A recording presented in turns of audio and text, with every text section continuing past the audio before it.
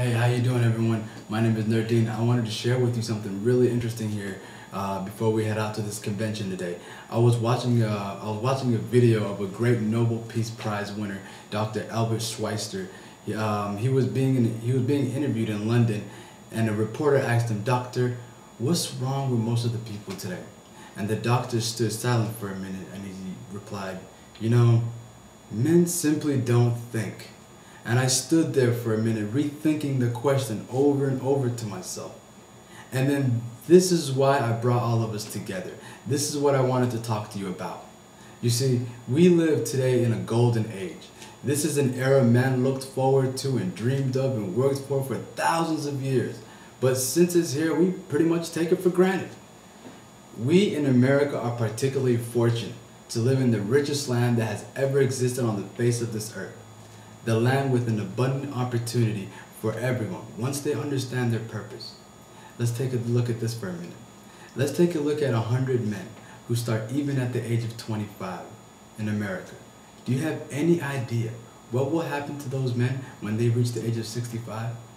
These 100 men who all started at the age of 25 believe that they're going to be successful. If you asked any of these men if he wanted to be success, he'd tell you he did. And if you noticed how they were, how eager they were towards life, and there was a certain sparkle in their eye and a little bit of courage, but by the time they reach 65, 1 will be rich, 4 will be financially independent, 5 will still be working, and 54 will be broke. Now think about that for a minute. Out of 100, only 5 make the grade. Why do so many fail? What happened to these sparkles in their eye when they were at the age of 25? What has become their dream, their hopes, their plans? Why is there a large disparity between these men that intended to do what they wanted to do and what they actually accomplished? When we say about 5% achieve success, we have to define success. And here is the best definition I can come up with about success that I was able to find. Success is a progressive realization of a worthy ideal. You see, if a man is working toward a predetermined goal and he knows where he's going, then that man is in success. If he doesn't know where he's going, then he's in failure. See, success is a progressive realization of a worthy idea. Roland Mayer wrote a wonderful book called A Man's Search for Himself. And this book, it says the opposite of courage is not cowardice, but it's conformity. And there we have, this is what's the most of the trouble today, is conformity. People acting like everyone else without knowing why, without knowing where they're going. Now think of it for a minute. In America, right now, there are over 18 million people, 65 years old and older, and most of them are still broke. They depend on someone else for their life necessities. We learn to read by the age we are 7.